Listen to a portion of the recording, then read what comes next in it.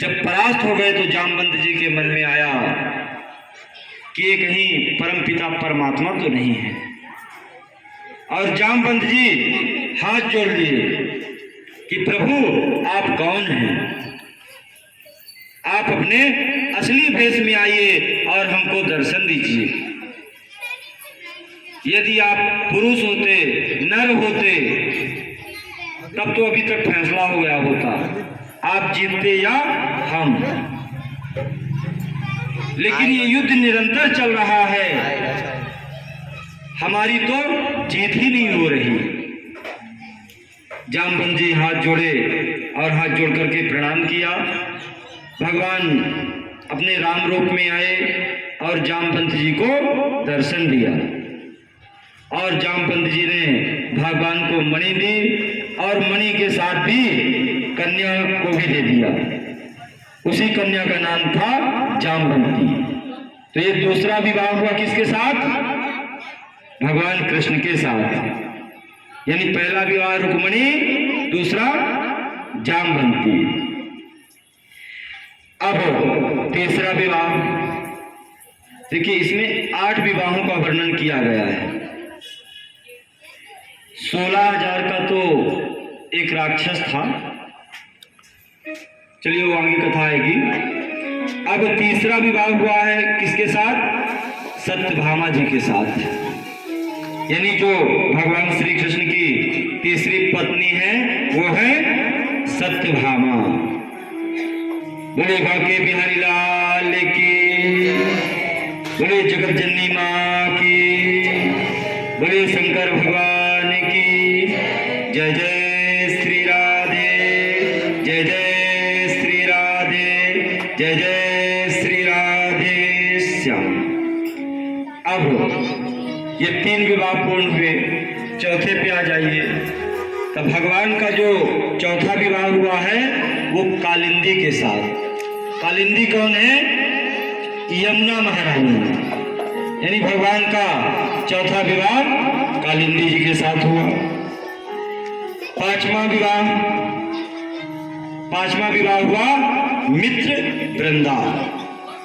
यानी एक मित्र वृंदा थी जो निरंतर भगवान के लिए तपस्या किया करती थी और कहती थी कि भगवान जब कृष्ण रूप में आएंगे तो हम उनसे ब्याह करेंगे। तो भगवान भी उनकी इच्छाओं को पूर्ण किया। तो पांचवा विवाह हुआ मित्र वृंदा के साथ। बोले बाके बिहारी लाल के। अब आ जाइए छठा। भगवान कृष्ण का छठा विवाह हुआ सत्यभामा के साथ। सत्यभामा कौन है? सत्य से रहित, यानी जप तप व्रत, यानी तीनों को जिसने प्राप्त कर लिया हो वही सत्यभामा है। तो भगवान का छठा विवाह हुआ सत्यभामा के साथ। यानी जप तप व्रत की बहुत बड़ी महिमा है। यदि सत्यभामा में तप ना होता, ध्यान से सुनिएगा, बहुत अच्छी कथा है। यदि तप ना होता तो भगवान श्री कृष्ण को कभी ना पाती। लेकिन तप के साथ जप का भी होना जरूरी है और जप के साथ व्रत का भी होना बहुत जरूरी है, क्योंकि व्रत परमात्मा से जोड़ता है। व्रत किससे जोड़ता है? परमात्मा से। देखिए, हम जैसे मान लीजिए कि 6 बजे से कथा सुना रहे हैं, एक आसन पे बराबर बैठे हैं। क्यों? क्योंकि शक्ति देने वाले परमात्मा है। वैसे तो आप हम खाली बैठे हों तो कोई कथा पूछे तो हम बता ही नहीं पाएंगे, कोई कथा आपको बता ही नहीं पाएंगे। लेकिन जब भगवान का ध्यान लगाते हैं और सामने भागवत रखी हुई होती है, ये भागवत नहीं, ये साक्षात कृष्ण है। कृष्ण प्रत्यक्ष एवं ही, यानी ये कृष्ण का रूप है। यही ताकत देती है बोलने के लिए और यही एकाग्रता देती है कि एक आसन पे हम आपको चाहें तो 1 बजे तक कथा सुनाते रहें, लेकिन कथा पूर्ण नहीं होगी। हरि अनंत हरि कथा अनंता, कहां सुनो गो बिन सब संता। यानी हरि की कथा अनंत है, इसकी कोई सीमा नहीं है। जैसे देखिए कहते हैं जैसे रामलीला हुआ करता है, रामलीला में जो राम का रोल करता है तो राम जैसे ही तेज आ जाता है। कहीं भी देखिए जो हनुमान जी का रोल करता है वो हनुमान जी ही जैसे हो जाता है, क्योंकि जो वस्त्र होते हैं, वस्त्र एक परिचय देते हैं। यदि मान लीजिए सोसाइटी का गार्ड है तो यदि सादे वेशभूषा में आए तो आप जानेंगे? कभी नहीं जानेंगे।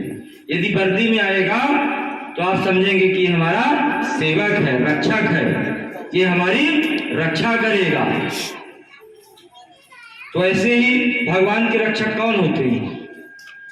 कहीं भी देखिए कोई भी मंदिर बनी हुई है तो कोई साधु या पुजारी है।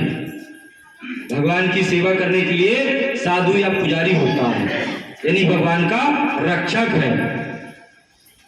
तो रक्षक है तो कैसे पता चलेगा? जब उसका वेशभूषा हो, यानी उसके वस्त्र वैसे होना चाहिए कि भगवान ने धोती कुर्ता ग्रहण किया। जब विद्यालय में पढ़ते हैं वहां पे मुंडन होता है और मुंडन के बाद यह वस्त्र पहना दिया जाता है। तो जैसे जो भी गुरुकुल में पढ़े हैं तो ये वस्त्र पहनने के बाद आप कभी पैंट शर्ट पहनते नहीं देखेंगे। जो भी ब्राह्मण हैं यदि पैंट शर्ट पहन लिए तो कथा कभी नहीं बोल पाएंगे, क्योंकि वैसे बनना भी पड़ता है।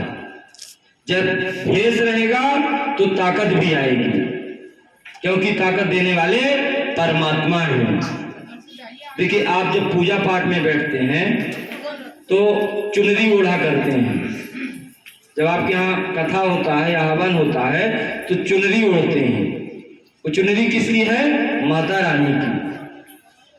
तो जब चुनरी ओढ़ लेते हैं तो भाव सही हो जाता है। आप कभी साधु को देखिए या आश्रम जाइए या गुरु जी को देखिए, पंडित जी को देखिए, तो क्या याद आएगा? परमात्मा। आप घर से चले हैं, आप सोचे कि जल चढ़ाएंगे, जल के बाद भोले बाबा में दूध चढ़ाएंगे, लेकिन आप जल लिए, जल लेकर के घर से चल दिए। लेकिन जैसे यदि पंडित जी मिल गए तो आपको तुरंत याद आ रहे दूध भी चढ़ाना था, तुरंत याद आएगा। तो हमेशा देखिए घर में जब भी पूजन करें अपने तो आप वस्त्र अलग ही रखें।